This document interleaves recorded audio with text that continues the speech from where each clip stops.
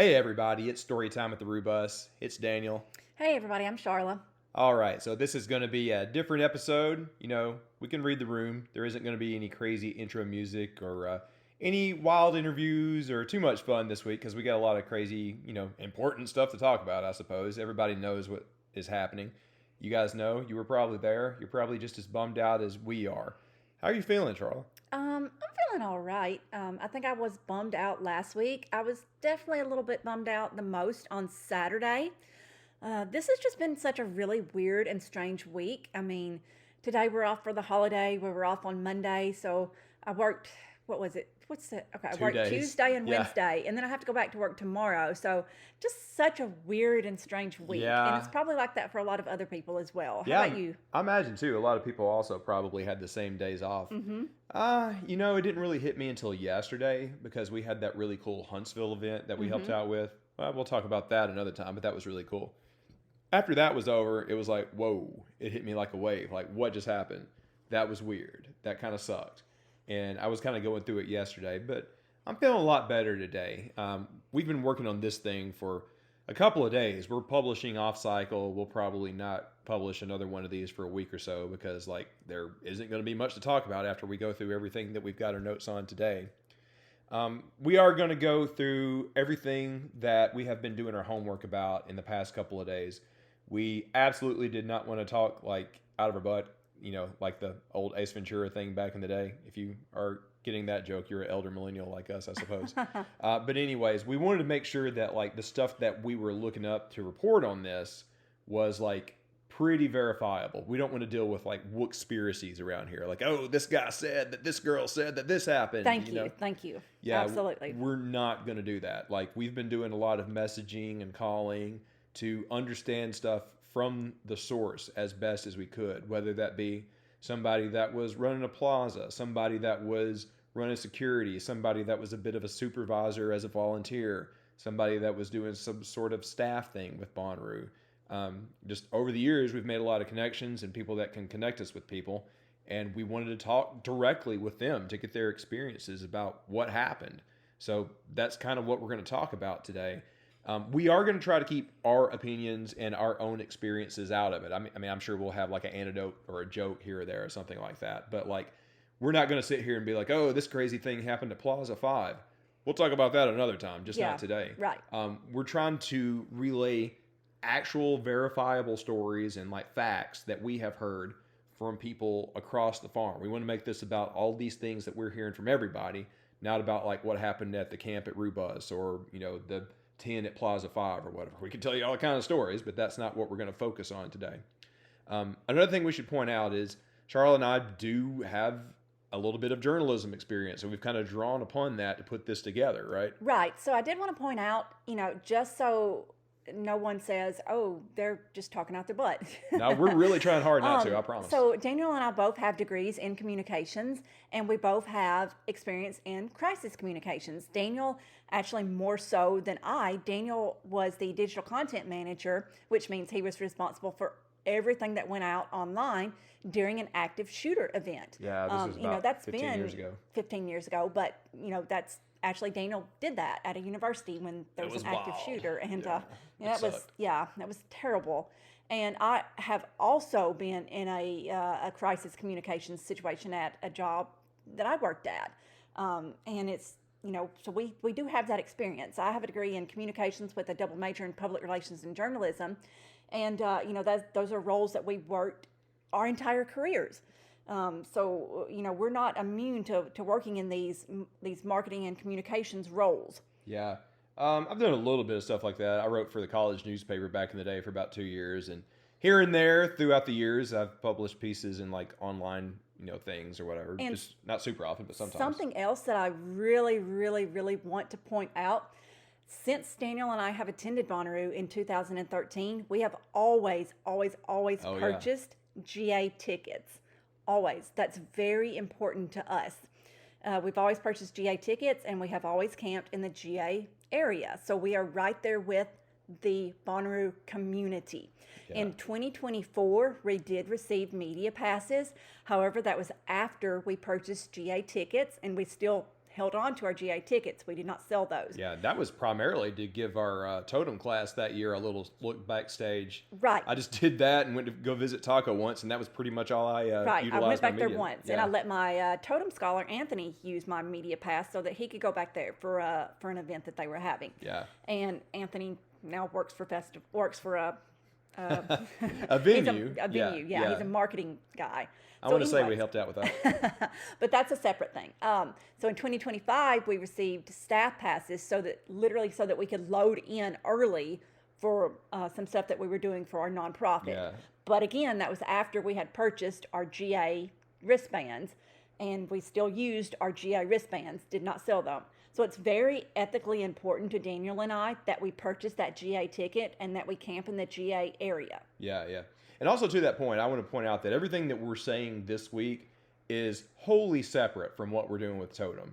I will say, and go ahead and disclaim, that we had a fantastic experience with the Bonnaroo Works Fund and Planet Roo, Miss Kelsey and that whole crew. Nick also, I know you're listening, Nick. Thank you so much. We love you, baby. They were fantastic to us. Everything that we're saying this week is wholly separate from that. We're not even going to do the Patreon this week because I want to make sure that we kind of separate church and state. We had a fantastic experience with Totem. We loved the day that we did get to have the booth and exhibit in Planet Roo. We had a great response. In fact, we were kind of starting to run out of supplies. We would have been totally out if Bonnaroo went another day. Yeah. Yeah, but let's make sure let's talk about that later. Yeah, that's for another episode. Because it's a separate thing. Wholly separate thing. Also, we're going to be kind of telling you about stories and reports that we've heard from people all across the spectrum, whether they be attendees or staff or volunteers or security. We're keeping names out of this. I want to protect the people that trusted us to tell us stories. There is a lot of ego and ring kissing and people working up, the ladder in the music industry when it comes to all these things. And I don't want to get anybody into hot water. And ethically, it's important to respect those people and not name these names if they trusted us to give us this information. So don't even ask us. We're not going to tell you where this came from because it's just important to not put those names out there. One last thing. I did do hopefully the right thing, and I reached out to comment. I sent an email to a couple of people saying like, hey, this is what we got. This is what we're looking at. I'm trying to be fair and accurate. This is what I heard. Do you have anything to add? And I got half of a response back. I didn't get a formal email back, but I had a good conversation with somebody that helped me understand a lot of things that helps inform what we're talking about on this episode. Any other disclaimers we need to put out there? Yes, there is one. Yeah. It is never, ever, ever, ever, ever, ever, ever okay to harass somebody, to threaten somebody, to bully somebody. Oh gosh, I've seen some of that on Reddit. And that we'll talk about Reddit here in a little bit, but that is one thing that led to the Reddit being on temporary lockdown, which we'll get to that in a little bit. But it is online, whether it be Reddit, whether it be Discord, whether it be Instagram, whatever. It is absolutely never okay to harass or bully somebody or to threaten someone, to threaten violence on anybody. Anybody. I don't care who it is. It's not okay. That will not be accepted. Yeah, Period. not cool. Not cool. That's some serious. I don't care how much you don't like them. Like, no. Thank you, Sharla. That's important to point out because, yes, a very small percentage have been off the chain.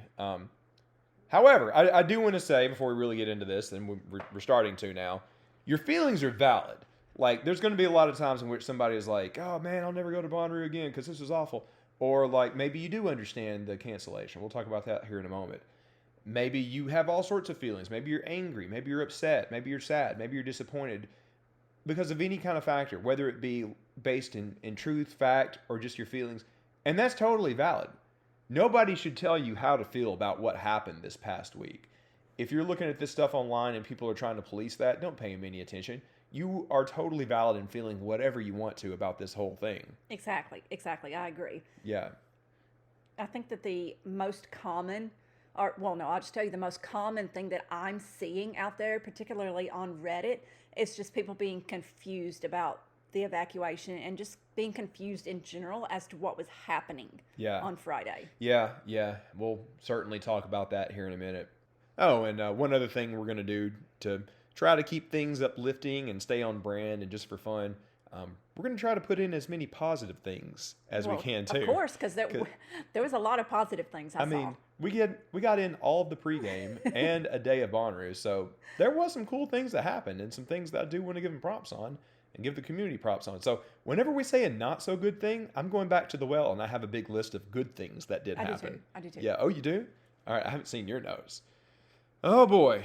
Well, are you ready to get started on this? We're going to go through our notes and kind of go through everything that we've learned. Let's go ahead and get the big one out of the way and talk about the bad stuff. So, guys, I think everybody generally agrees that the cancellation was necessary. We all saw how much it did rain on Friday. The grounds were already soaked. They weren't able to hold anymore. The sponge was already full. And plus, it rained a lot more after everybody got out of there. We can verify this because we live just down the road. And we can verify this because we went back Monday to get all the totem stuff. And we saw some videos from some of the staff there about how much it rained and what a river was going through so many places during the time that we should have been at Bonnaroo. It sucks, but guys, look, this is a fact. They did the right thing by canceling. You can argue about when they should have canceled, but canceling was the right call. So there is no conspiracy out there about Wookspiracy. out there about, they knew beforehand that they were going to cancel and they just did this and this. No, they truly did not know until Friday that they were going to call off the whole thing. Yeah. Because they were expecting the weather was calling for a little bit of rain on Friday, and it ended up raining so much more. I had a cup setting out at camp. I heard about this. Yes, I had a cup setting out at our camp, and it rained it was like an inch and 3/4. Yeah. Yeah, we measured it. It was a lot of rain, so much more rain. I know that they had a weather briefing. The leadership had a leadership had a Words are hard. leadership had a weather briefing. There you go. At 11 a.m. on Friday, and then it started raining around I noonish, 1:30. don't even remember exactly, but we got 3 big rounds of rain. I do remember that. Yeah, and it rained so much more on Friday than we were expecting. And look, I was talking with somebody about this today. Those of you that have been around Tennessee long enough or close enough remember the big flood that put a lot of Nashville underwater, I guess 10 or so years ago. That was a lot of rain that wasn't entirely expected either. I remember that day I was headed up to the Renaissance Fair in Arlington with some buddies, and everybody thought that day was going to be just fine, but it just came out of nowhere. It's very similar to what happened at Bonnaroo. It's not as bad as the Nashville flooding from a decade or so ago, but I think you can certainly make the comparison. So they really thought that they were going to be able to go on with the show. Right. I think there was a point in which they thought, okay, we're going to lose Friday, but we'll be able to keep going. Exactly. I just want to point out there's absolutely no basis in reality of people saying that, they knew that they were going to cancel at the beginning of the week and No, they really did not know truly until Friday. And that's a fact. And it sucked. I mean, also remember, it sucked for them just as much as it did for us. Because Absolutely. they all want to go to shows too when they're not on the clock, they're putting this party on for us, but for themselves. Now, that out of the way, I do want to say I think there is a lot of valid criticism about the chaos that happened after the cancellation. Because look, this was just a perfect storm of a lot of different things. So you're asking people to get those that are underwater or in handicap spots out first. Mm-hmm. But that's really all you can do is ask. Right. So you've got a couple of things happening at once. You've got some people that are like, screw it, I'm getting out of here and going home. And you got some people who are being like, oh, cool, I've got one more night at Bonnaroo. Let's party as hard as we can and use everything that we have at camp. All the drinks, all the things. And I think there is some valid critique to be made that maybe there could have been more to funnel people in that situation, but it would have been hard. It would have been so hard. So again, I'm not going to talk too much about like things that we experienced, but we did take a walk around in Bonnaroo just to see everything and try to get ourselves and others in good spirits. But man, we'll talk more about this later because I don't want to make it about us, but goodness, did I see some stuff. And we saw some stuff when we got back that was within a stone's throw of like a Woodstock 99 situation. I have heard a lot of horror stories from other people and everything. I understand that Some of the security started to get out of there. A lot of the volunteers started to get out of there. It was certainly far less staffed than it should have been. There was a lot more chaos than there should have been. Things were happening in which some of the plaza services were being rendered, unusable. You would not want to go to some of those bathrooms after some No. of those parties started happening. no. There was a lot of places that didn't have access to water. It got bad. It got to a place where it wasn't really a habitable situation for the people that either chose to or had to stay overnight in a lot of cases.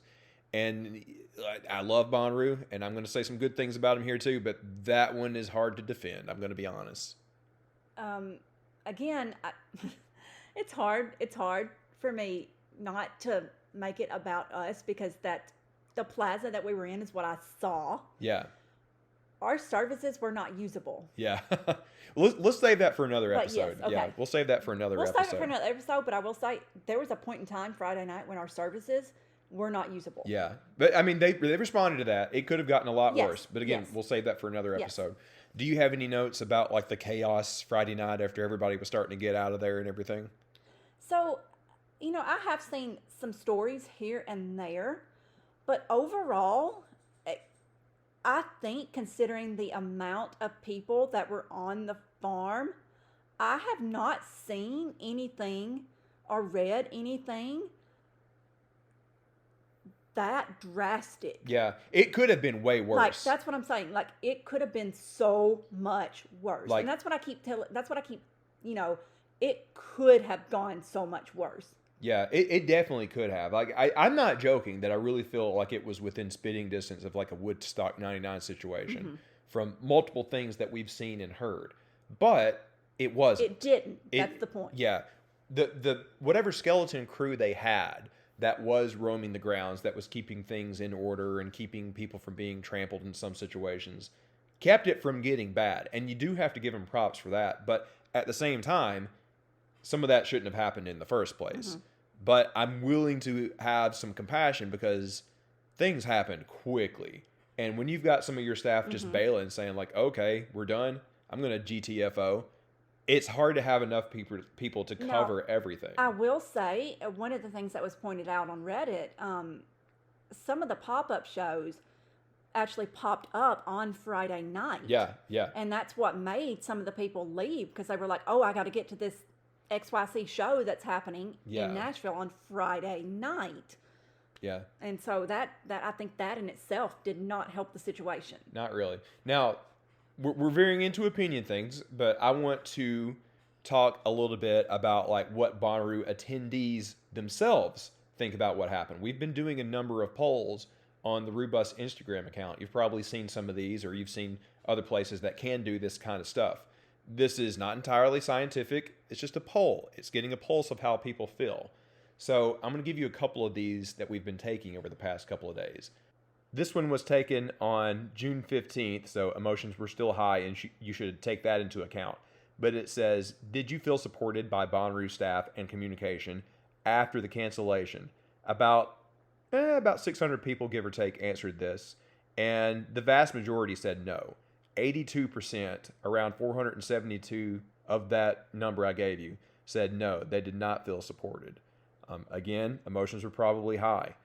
Now, we did some more today, the day that we're recording this on the 19th. I wanted to get a little bit more of an accurate feel because emotions are probably simmering down now.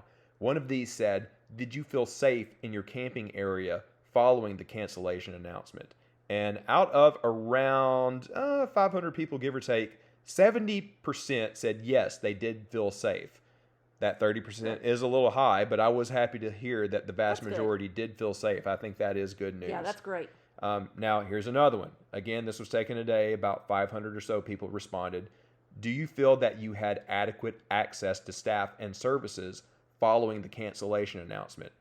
88% said no out of that 500 and so people that were polled for that question. I think that speaks to some of the stories that we heard. We'll talk more about that here in just a few moments. We have some actual quotes that we're going to give you. Another one, taken today. Again, about 500 people were polled. Did you feel as if the evacuation Friday and Saturday went smoothly? 76% said no. I do want to say to kind of like give another side to this, we waited until about like 1 or 2 Saturday, and we had no Yes. problem getting out. No. So if you were getting out prior to that, yeah, it was an absolute cluster. It was, log jams as far as the eye could see. So I can understand why you would feel that way. And honestly, you're valid in feeling that way. This one concerned me. I asked, did any RU staff, volunteer, contractor, or other representative check in on you in your area or with you personally following the cancellation? 95% said no. That concerned me because I think a lot of people were valid in saying that they felt abandoned. There was a social media post or two, but you didn't really see too many people like roaming the camps asking like, hey, are you okay? Do you need help? How are you guys? Do you have access to water? There was someone that came over there to the group area. There was someone on an ATV. Yeah. But again, we need to be fair. Like they see the RU bus sitting over there, so of course, Right. And they tend to come see us a time or two a day, and I'm grateful for that. But I do want to recognize that not everybody gets that. Right. I did start to see some guys that identified themselves as C3 employees riding around on some kind of four-wheeler golf cart thing, like Saturday afternoon when we were starting to get ready to leave. They had a bunch of like those death waters, whatever the heck it is, that they were handing out to anybody that needed it. That was kind of late in the game, but at least they were doing it. I was happy to see them. But again, we do need to reflect accurately that in this poll of 500 people polled, 95% of people said that nobody checked in on them. Here's another one. Were you able to have reasonable access to clean water and working bathrooms following the cancellation? 52% said no, 48% said yes. So basically half and half. Wow. I have heard verifiably that some other plazas went to crap, didn't have water. Well, I mean, maybe that's not the right word, but maybe it is the right word actually, because once I saw the state of our bathrooms, I didn't want to go over there. You don't know what that was. That was very much a Woodstock 99 kind of thing. I had to go to the boys' room before we left Saturday, and I had to take quite a hike to go over there to one that worked. I'll be very honest, this is TMI, but I was having a ladies' time, and boy. it was bad. Yeah. Now, a couple more. These were polls all taken today on the 19th, when emotions are a little bit more mellowed out. We asked, does anything that happened on site following the cancellation announcement affect your decision on whether or not you'll return to RU next year? 53% said, I will still be back at RU. 40% said, I'll have to think about it. 7% said, I won't come back to RU now. Those numbers are a little bit better than what I might have assumed. I think they're better than what they would have been if I asked this question a couple of days ago. Yeah. So I think people are starting to simmer out, and I think that's a little bit of an indicator about that. While we're at it, I thought we would talk about some poll questions that we did that weren't necessarily related to the rain. We asked, did you feel that the Infinity stage lived up to the hype? Let me make sure I get the numbers right on this. Of around close to 500 people that voted, 90% said no. It did not live up to the hype. We'll talk about that another day. I just wanted to include that. And we asked, how was everything before the rain? And not worth getting into the numbers here, but they're actually pretty good. Around 50% of people said that the bathrooms were good. Actually, if you factor in the people that said okay enough, it was like 80 to 90% said the bathrooms were great before the rain. And I asked, before the rains, how would you rate RU in terms of organization and customer experience? 39% said great, 51% average, and only 10% said not great. So they were perceivably doing great before it flooded. Before everything flooded, I really don't know what you would complain about. Yeah. It was pretty good. And I'm going to highlight some good things. Well, in my experience, I can't speak for everyone. Yeah. After we go through these polls, I'm going to highlight some good things because it's time to do that. We asked, after this past week, would you still recommend RU to friends and family?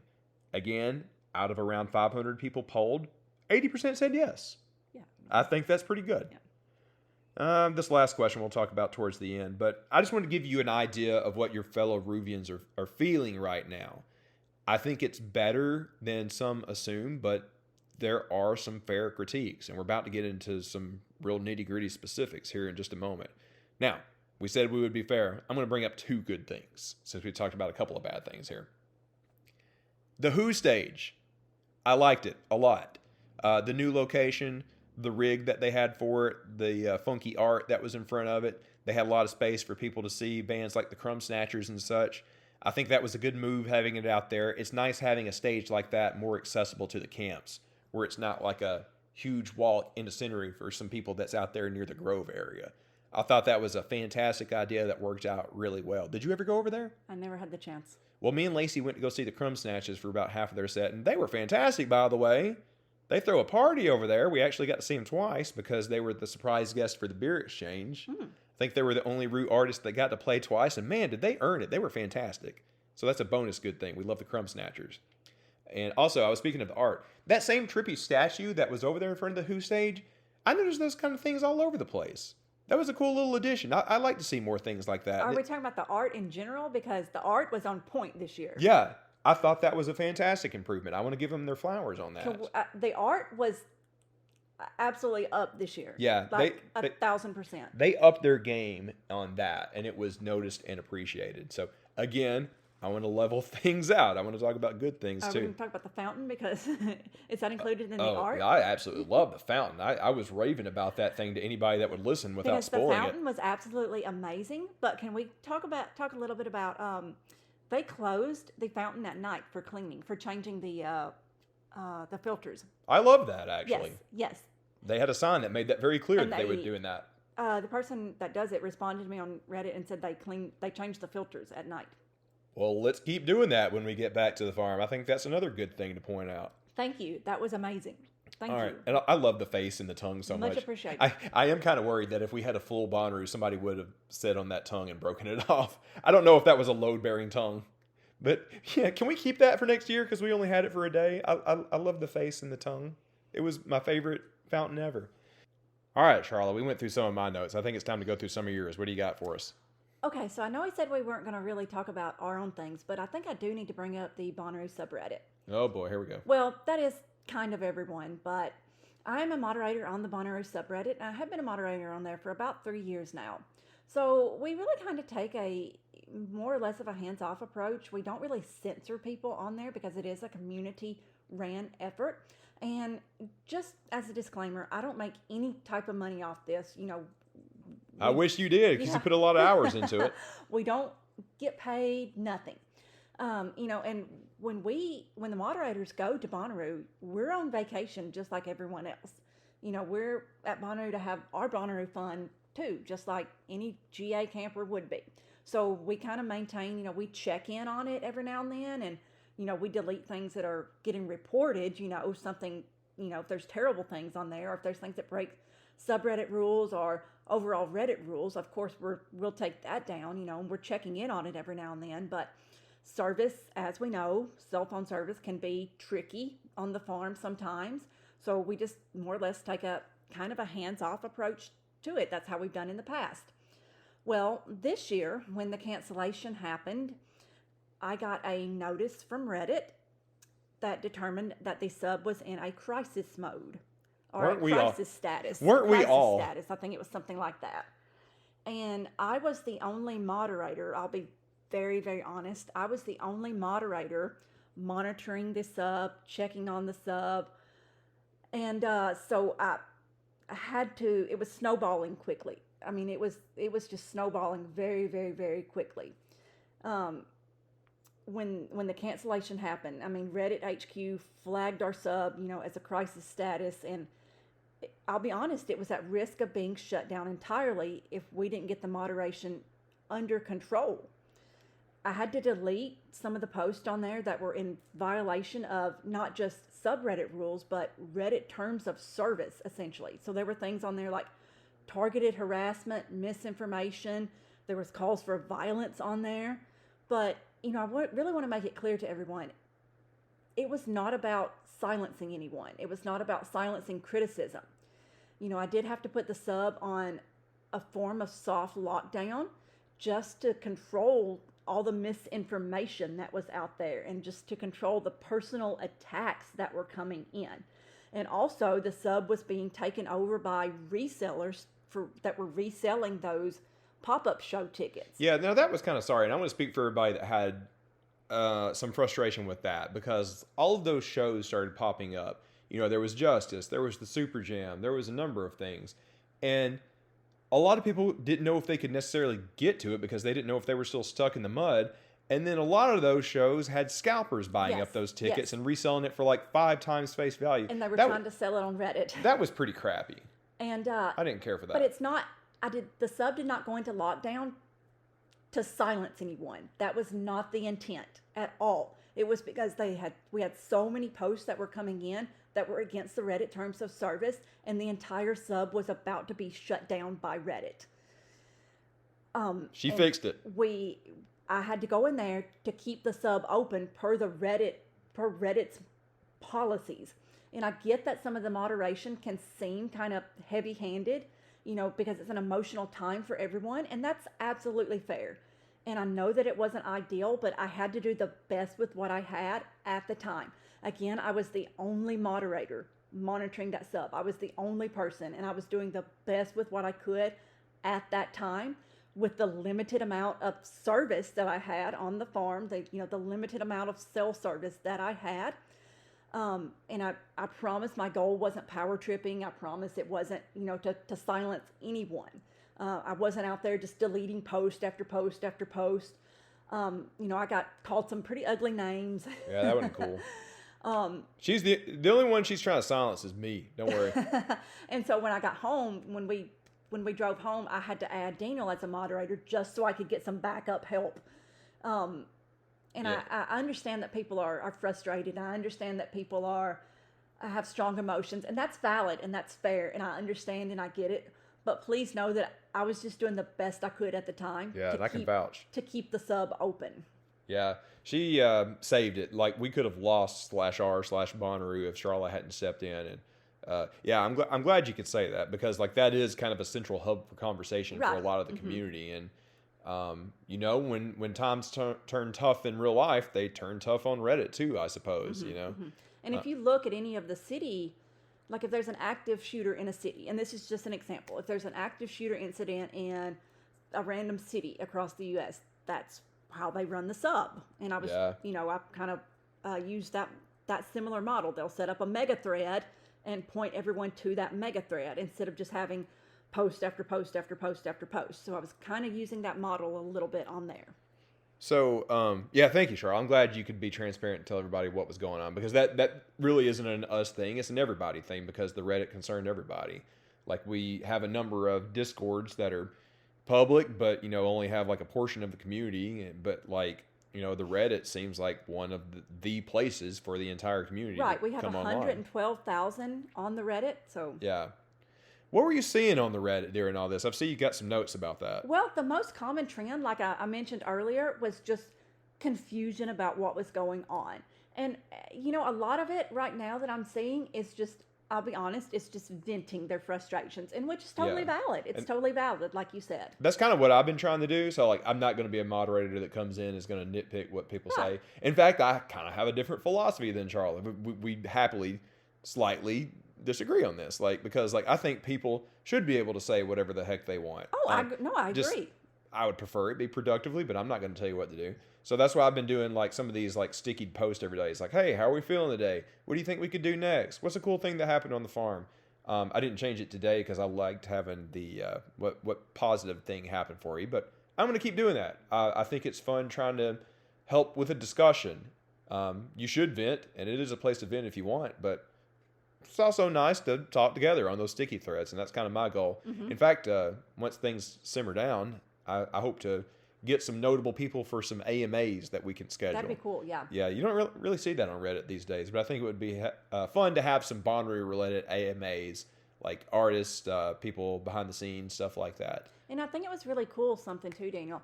And like I said, I'm not here to push our stuff, but I think it was cool how we were able to set up on the Rubus Discord before Bonnaroo started. We had set up the live channels on there and the emergency information channel, which is crazy how we had the forethought to set that up.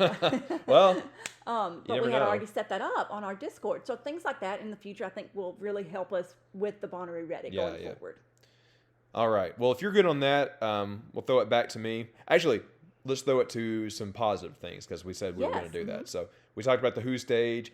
One little small detail that I really liked that was like comparably a tiny thing, but I thought it added so much was all these goofy signs that you saw along the roads that had these kind of conversation prompts. Did you see those? Yes, I saw some photos of them, and I probably just saw one in real life and didn't realize it. I'm gonna I be saw a honest. good number of them, and I thought that was such a good little touch. Yes. I love, fun, goofy things like that throughout the Mm-hmm. campgrounds. Maybe they could be like a little place where you'd be like, oh, this question that asked about toilet paper, I know to turn right here. Or maybe it's a fun thing that just sparks a conversation while you're walking towards the arch. I thought that was the coolest thing. I'd love to see more of that when we get There back. was one about call your mom or something. Yeah, that was such a nice little touch. Yes. Also, I will talk about one more thing. I noticed a lot better lighting this year. Maybe it was just my Okay, imagination. No, I noticed that also. Yeah, there was like not only just lighting out in Outery so you could find your way around, but maybe I'm wild. Maybe I don't remember this right, but it seemed like there was more accent lighting and lasers and stuff like that this There year. was definitely more lighting. When I was everywhere. walking around with Senru, I thought it must be coming from a show, but it seemed like there was more spotlights and lasers coming from things like the arch and various things inside Senru. And boy, I love that. I like having crazy lights. That was a lot of fun. Okay, anyway, I wanted to get some positive things out of the way before we go into another not so positive thing. All right, guys, another thing I did, in addition to doing all these polls and everything, was actually ask the questions. I asked around on a couple of different Discords if I could talk with people who had direct experience. I messaged or called some people that I already knew that I knew would know things verifiably. And I got some direct reports from a lot of people. And again, like I mentioned at the top of the show, I'm not going to name names. Don't ask me. I'm not going to out anybody. I don't want to get anybody in hot water. So let's talk about volunteering first. I talked with a really cool person that gave me a lot of insight on that. This person has been volunteering a number of years. They pretty much know how it works. And what I learned is it worked in a very different way this year than it did in years past, and not in a better way. So what I understood is that, like, for the most part, volunteers used to get their shifts like all at once. They would pick up their credentials as soon as they get there. They would know when, maybe even where they're supposed to be working, very specific. That wasn't really the case this time from what I understood from this person. They got their shifts assigned very late. Some of them didn't get their shirts and credentials until way later than they realistically should have. Some of them would be getting their shifts at like 1 a.m. That would tell them what their shift was the next day, so they couldn't really plan on going to a show or having much of a life otherwise. Apparently, this wasn't really the case in the past. In fact, I came to understand that the scheduling got so backed up that they had an endless line of volunteers trying to get their schedules or at least their shirt, even on Thursday, which apparently was unprecedented. So something was happening behind the scenes there. And I know we may have some volunteers that are listening to this episode. You know where to find us if you want to share some of your stories or if that one doesn't sound accurate. But I have heard that same thing from 2 different people that I know would know. So something was different and something was not as good in the past. And this was before the rains too. So I think you have to look at it realistically that things like that contribute to the chaos that happened Friday night. I also talked with somebody that's, I'll try to word this very carefully, kind of a middle management type person. And I heard this from a couple of people. Apparently communication was an issue this year. Again, I heard this through people I trust. There was sometimes a lot of confusion and unawareness about what was happening. It didn't feel like anybody was on the same page from what I've heard from a couple of different people. I've heard the term information silo thrown out a number of times. Information wasn't being shared even before the rain started coming down. It seemed as if there was a lot of difficulty in just making sure everybody knew what they were supposed to know. I heard from 2 different people that there were concerns shared behind the scenes that the Infinity stage was a bit of a safety concern. If you guys tried to go over there, you saw what a bottleneck that was. That was a concern that was shared behind the scenes as well. And I've heard a couple of people say that they're worried about scale and how that reflects to staff, security, volunteers. A number of people are saying like, hey, they are putting these things out to the lowest bidder. They're stretching people thin. Rue keeps getting bigger. They're doing all these things. It's too much for the staff and volunteers that they do have to adequately cover. I heard that from a number of people. I heard that from a number of fans that were there and kind of noticed that. Again, not going to name names, but the stuff that I just repeated and relayed to you, I heard this from multiple people. A lot of what multiple people like kind of was in line with the experiences that I was hearing from others. So while I wasn't directly having those conversations with anybody backstage, I mean, I did ask, like, hey, how's it going and stuff like that, but I didn't ask for anything specific. The specifics line up from the number of people that I had talked to. And I hate putting that out there because you guys know, I mean, I'm a bit of a homer when it comes to Bonnaroo. I want them to succeed. But when I hear stuff like this, I'm like, something's up, man. And it's not great, Mm-hmm. Did you have any thoughts on that whole thing? No, I think you covered that. Yeah. But I want to leave it as is because everything that I just said is not Daniel talking. That is, those are the notes that I had passed along to me. And I don't want to add any unnecessary commentary. I just kind of want to let it sit there as it is. And I don't want to pass judgment either way. Can I talk about a positive thing real quick to outweigh it?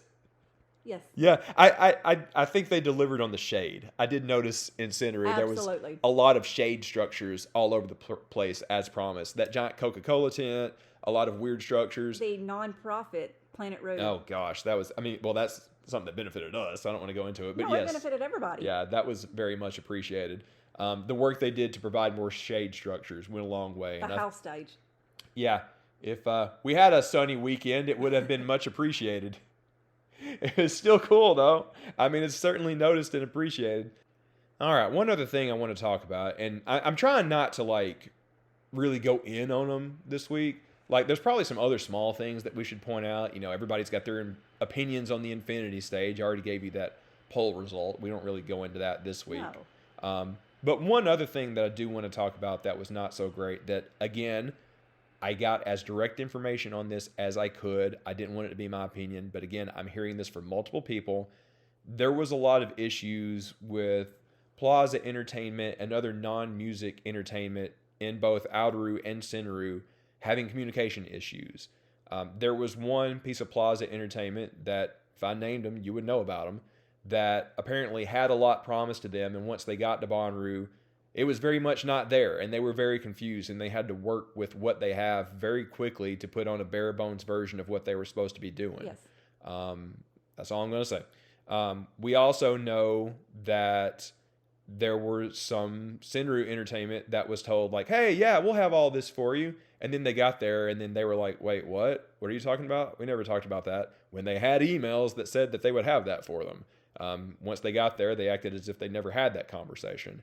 And I know these things can happen at big shows, but I heard it repeatedly from a number of sources. So I just want to pass on that we had heard that. There was just a lot of crazy things happening. We know firsthand that there was Outeroo Entertainment that showed up that nobody even knew about. Everybody would be like, what is that? Why is that here? How did they get here? It was just some confusion. Where did he come from and where did he go? Where did he come from? Yeah, seriously, that guy, where did he come from? We'll talk about that on another episode when we're talking more about our experiences because, God, do we have a story to share? It's ridiculous. If you know, you know. But we'll talk about it on the show soon enough. But anyways, with these things, I don't want to dogpile. I don't want to just continue to rag on Rue. There is a lot that, yeah, I genuinely think they need to drastically improve on. As we just talked about, there's a lot of communication issues. The situation on Friday night was bad. Could have gotten worse. It's a miracle that it didn't get worse. It's something to be said that nobody got seriously injured and everybody got out of the farm safely before there was more rain, because it could have been worse. A couple of days ago, when my personal emotions were high, I would have come on this episode and I would have been ready to tear something or somebody a new one because I was upset. I was upset at hearing all of the horror stories from individual Ruvians. I decided not to share those on here because, sometimes they get exaggerated, especially in the wake of the past week when people's emotions are high. And I'm not saying that their stories are invalid. Some of them are awful. I shared one on my personal Instagram about somebody that I met in Nashville that just had a rough go at it. And when I heard that story, I was embarrassed for my fellow Ruvian that they had to put up with that. it really bums me out. It makes me feel bad when I hear these stories that the people that I advocate for throughout the year when they've been going through this. There are people that I care for that have told me that they can't see themselves coming to another Bonnaroo because they felt neglected, ignored, forgotten. And I can't argue with them because their feelings are valid. I may not agree with what they have to say, and I might think that the facts that they are bringing up aren't really true, but I'm not going to tell them that they can't have those feelings, you know? Exactly. Yes. And Exactly. it sucks. I hate to hear it. It bums me out because this is one of my favorite things in the world. And it makes me feel awful to see one of my favorite things in the world go through it like this. It is one thing that the rains happened. That sucks that we didn't get all those shows and everything. But as we talked about at the top of the show, there wasn't much that could have been done. They made the right call to cancel it. You can go back and forth about how, when, why, all that kind of stuff. But we had to get out of there. It wouldn't have worked. But man, all this other stuff that maybe could have been done differently, and it's not my place to say how it should have been done differently, it hurts. It's a gut punch. Like, I think what was some anger for me previous this week is now just me feeling bad because I hate to see Ruvians going through this. I hate to see the staff going through this. It sucks. It's a bummer. A lot of it could have been avoidable, but most of it was unavoidable. You know? Mm-hmm. Mm-hmm. You have any thoughts on that whole thing? No, I think you summed it up very, very well. Like, I feel so bad Yeah. for a lot of people out there. Well, for everybody. Yeah. Like, just my heart is broken. I mean, and let's be realistic too. It's not just a matter of like, oh man, we didn't get to see King Gizzard or Right. Olivia, stuff like that. People used up their vacation days. Yeah. They spent, in some cases, thousands that Thousands. didn't have anything to do with their ticket that they bought. Some people traveled days. Some people traveled internationally. You know. You know, I see people on Reddit all the time that they budget down to the penny Yeah. for Bonnaroo. Yeah. You know, and we're fortunate, you know, that we have the money to attend every year. But some people, this is a once Yeah. every few years thing or even once in a lifetime thing, and they will budget down to the Yeah. absolute penny to attend. And let's be realistic. You know, the 75% that they're going to get back has nothing to do with the tons of other money that they spend The on like PTO. gas, hotels, PTO, food, supplies, new clothes, probably rain gear at the last minute. And a lot of Rue's demographic is a college age crowd. And I don't know if you guys read the news, but the economy's really not great on them right No. now. So this hurts them. They're probably coming back to their job and don't have PTO, just blew through their savings, and only got Thursday to show for it. And that sucks. Yeah. It sucks bad. And for them to feel what they're feeling right now because of that is totally valid. And one thing that sucks even more is like, I don't know what Bonnaroo can do about that. Like, Bonnaroo can certainly refund it, you know, and I hear people saying, oh, they should refund 100%. I personally feel that 75% is more than adequate, is very fair, but I respect those that don't agree with that. There's no right answers on all of this. I agree. And like I said at the top of the show that like I'm feeling okay. I felt a little bummed yesterday. I know a lot of people are not feeling as good, and this is going to be hurting them for a long time. There's conversations to be had about what this means for the brand, you know, because a lot of people understandably are looking at it and be like, hey, this thing is a coin flip. I don't know if it's even going to happen. Why would I buy tickets early? Why would I plan on going?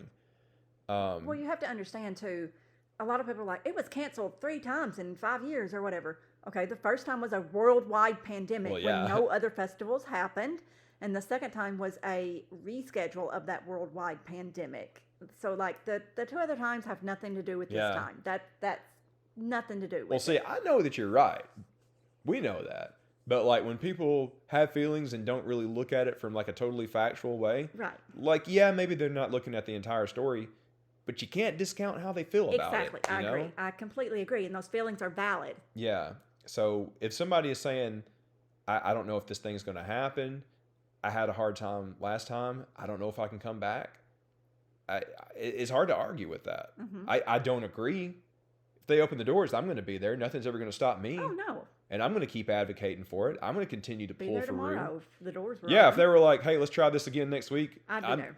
It'll take me a while to clean out the bus after all that, but yeah, I'd be there. The bus would need like 8 cans of Lysol. Yeah, we're working on that. I think we're like 20% of the way of getting that thing back to normal. That's going to be a slog. But yeah, I don't want to keep beating the bush here, but like whatever the phrase is, but it sucks. Beating a dead horse? Beating the dead horse. Yeah, sure. Thank you. I don't want to do anything to that horse. What did that horse do to you? But sweetie. But yeah, man, there's no need to keep going over it. It sucks. We feel for you guys.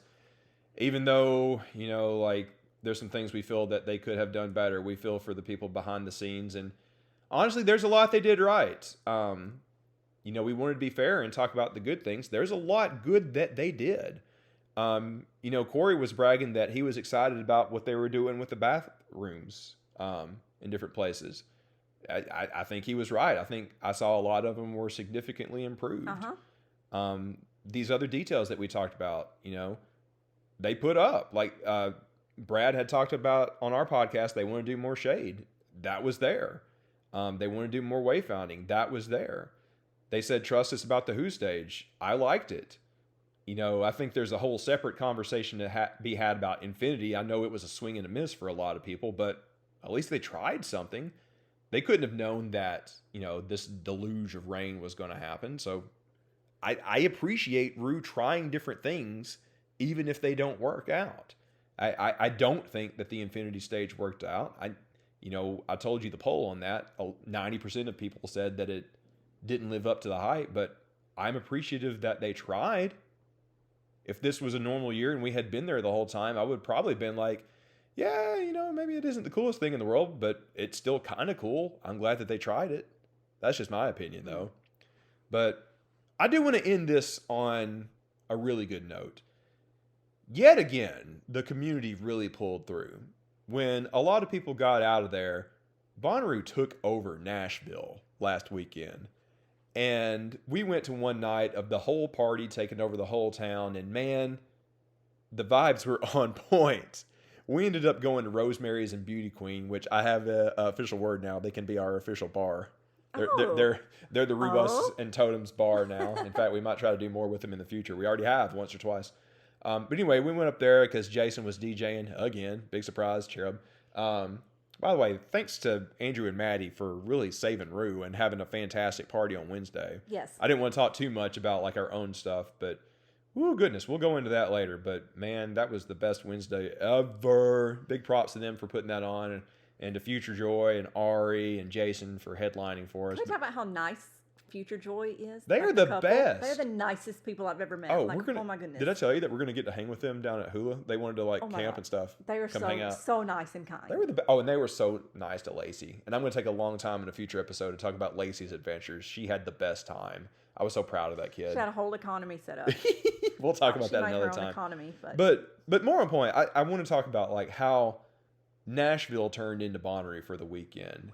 There was all those shows, and I know some of the tickets got scalped, and that sucked. But you just saw Ruvians everywhere. Yes. Did you see that video of like the bridge being taken over? I didn't see that. Oh, you got to see that one. Some of you listening probably have, and that was just like the coolest thing. And that makes me so encouraged for this community. It does. Like we have become, because all this bullshit has happened the past couple of years, so resilient. And you know what that means? What? That Bonnaroo is not the thing. It's the people. It's the people. It is. And it's not a festival. It's the people. The party in Nashville really showed that. It was all over the place. There was no Woo Girls on Broadway. It was all the Ruvians. There's videos that were taken from the Sky Bar. People trolling others from like upstairs, walking in front of the, over there where the Predators play. Can you imagine if you just happen to be going to Nashville that weekend for like a Woo Girl thing for your bachelorette, and you just like, who are all these wooks? Yeah. But oh gosh, that was something that really brought me a lot of positivity. Seeing all those videos on Saturday and us experiencing a lot of it on Sunday. We went to an Airbnb with some of our group. They welcomed us in, and yeah, shout out to all of them. You know who you are. Jums, I'm so sorry that somebody sent me to your bed. I owe you one, dude. Let me buy you dinner sometime. I'm sure he's listening. You need to buy him a bed. Long story. We'll talk Send about him a that whole another ass day. bed. But like, oh my gosh, I had the best time hanging out with our crew and trolling everybody, and then going to hang with Jason and all them over at Rosemary's. I'm so glad that so many other people got those experiences too. And y'all, I mean, oh boy, I gotta be careful what I say because like this is another example of like I can't say stuff because things are happening in conversations now, as I'm sure you can imagine, and it's no surprise. But the future of Rue is bumpy, but there is a future. Um, I think we have to be resilient and open minded with what may come in the future, but Bonnaroo ain't going nowhere. We all have had to be resilient in the past handful of years. We've had things happen that made us have to shift how we did the party. We got 3 years in having a regular win there. We got a day of Sinru. It's not the end of the world. I know it sucks. I want to acknowledge that it sucks for a lot of people, but don't give up on us, on this crowd that is Bonnaroo. I know we've probably had the toughest week that we all have collectively had ever as a community, but keep that resilience going. Be willing to work and fight for this community because we're all going to have to pitch in. If we are Bonnaroo, we can't expect the people behind the scenes at Bonnaroo to do everything. If we are Bonnaroo, we got to roll up our sleeves and do the work too. Whether that means organizing your own miniature Bonnaroo, whether that means, like, hey, getting your crew and going to something like Halloween to keep the party going and keep your Roo friends intact. It's time to get to work. If you want this community to keep going the way that it is, it will take all of us. I think, and I don't mean this to be a hit on the people behind the scenes at Bonnaroo, but I think this past week shows us that we have to rely on ourselves just as much as them. If you feel that you can't count on there being a Bonnaroo because of, a bad forecast, if you have concerns that it won't drain, okay, how can there be a Bonnaroo for us? The farm isn't Bonnaroo. We are Bonnaroo. Y'all showed that by showing out in Nashville this past week. And I think there's going to be a lot of opportunity in the future. And, oh boy, stay tuned. Stay tuned. That's the most I want to say right now. I had a conversation with somebody that left me extremely encouraged today. And I think all of you are going to be feeling more positive soon. And I want to leave it right there. So you know what that means? What? Daniel, you know what that means? What? Get out there and radiate positivity. Yeah, seriously. So, usually we end on that. I want to take a moment to talk about that real quick. Yeah, do that. I did see on Friday night, even though there was a lot of chaos and stuff I didn't really care for happening, there was a lot of cool stuff too. I saw the community coming together, throwing a party in front of the arch, saying like, hey, we got one night of Bonnaroo. Bonnaroo ain't over with. That was some great positivity. I saw that positivity in Nashville. I saw that positivity at the thing that we threw together in Huntsville the other night. You tearing me up because you're taking my advice. We got a road ahead of us, guys. But like I said, let's roll up our sleeves and get to work. Let's get out there and radiate positivity. We need it now more than ever. We might take a week or so off to regain our thoughts and collect some stuff. Maybe get a couple of people we want to talk to. But hey, we hear you. We love you. And we can't wait to get back at it again. And we will. So get out there and radiate positivity. We'll see you soon. Bye.